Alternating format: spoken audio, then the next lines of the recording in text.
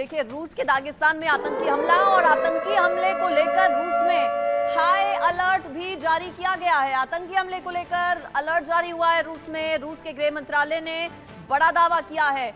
बड़ा दावा क्या है? ये कि चर्च के अंदर कोई बंधक नहीं है। रूस के गृह मंत्रालय की ओर से दावा। अच्छी बात यह कि किसी को बंधक नहीं बनाया गया है। दागिस्तान में सभी रास्ते फिलहाल बंद कर दिए गए हैं। एहतियात के तौर पर जरूर कुछ कदम उठाए गए हैं, लेकिन बंधक किसी को नहीं बनाया गया है। चर्च के अंदर गृह मंत्रालय की ओर से जानकारी दी गई। और अगली बड़ी खबर इसी से जुड़ी हुई, दागिस्तान आतंकी हमले से जुड़ी एक और बड़ी खबर आप जानिए। आतंकियों और स्लीपर सेल की तलाश जारी है। आतंकियों के मददगारों को भी खोजा जा रहा है। रूस का सरकार ने स्पेशल फोर्स को जिम्मेदारी दे दी है। दागिस्तान की सड़कों पर बख्तरबंद गाड़ियां नजर आ रही हैं।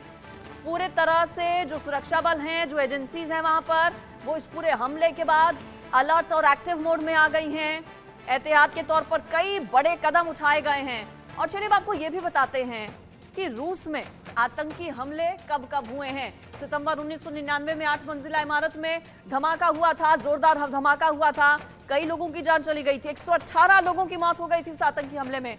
1999 सितंबर के बाद अक्टूबर 2002 में आतंकी हमला हुआ था, जब मॉस्को थिएटर में ब्लास्ट किया गया था आतंकियों की ओर से, और उस हमले में 129 लोगों की मौत हो गई थी।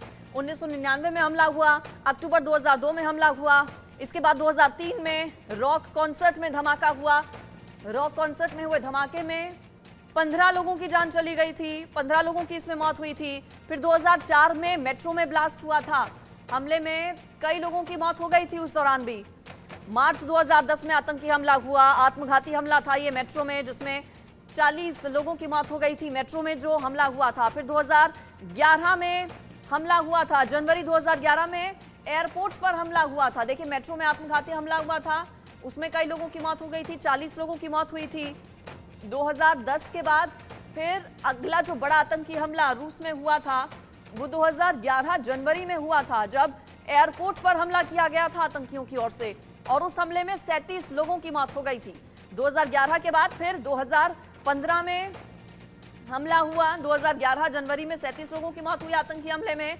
उसके बाद अक्टूबर 2015 में रूसी विमान पर हमला किया गया, और उस विमान पर जब हमला हुआ था तो 200 से ज्यादा लोगों की मौत हो गई थी। फिर अप्रैल 2017 में हमला हुआ।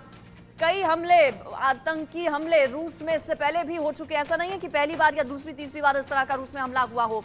यूके देवनाथ सर, रूस का दागिस्तान इलाका, अगर आप डेमोग्राफी समझा पाएं उस पूरे इलाके की, चूंकि एजेंसीज की ओर से कुछ देशों पर आरोप लगाए जा रहे हैं, शक की निगाहों से देखा जा रहा है। आसपास कनेक्टेड एरियाज कौन से हैं, आसपास कौन सी लगते देश हैं दागिस्तान के? जी हाँ, फिलहाल रूसी एजेंसीज इंडिकेशन ये दे रही हैं कि ये जो टेररिस्ट हैं ये शायद कॉकेशियन रीजन जो है, दागिस्तान से चचन्या वाला एरिया जो है, वहां से शायद इनको शेल्टर मिली है, पनाह मिली है, लॉजिस्टिक सपोर्ट मिली है। जो स्लीपर सेल्स की आप बात कर रहे थे वो भी चचन्या से ही शायद इनको सपोर्ट दी गई है। चचन्या में हमें याद रखना पड़ेगा कि 2019 से लेकर 2020 तक चचन्या में बहुत ही एक ब्रूटल रिप्रेशन किया था रूसी फौजों ने। और चचन्या में जो ये ब्रूटल रिप्रेशन किया था उसकी वजह से चचन्या में काफी बड़े हद तक जो रूढ़िवादी ऑर्थोडॉक्स मुस्लिम्स हैं उनका भी प्रेजेंस है।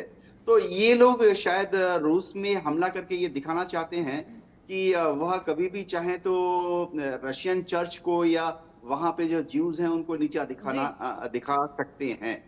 ये सब अभी तक कयास ही लगाए जा रहे हैं। कोई भी ऑफिशियल स्टेटमेंट किसी भी बिल्कुल ऑफिशियल स्टेटमेंट का भी इंतजार है कि क्या वहां से खबर आती है, ऑफिशियली क्या कहा जाता है वहां पर एजेंसीज की ओर से, पुलिस की ओर से।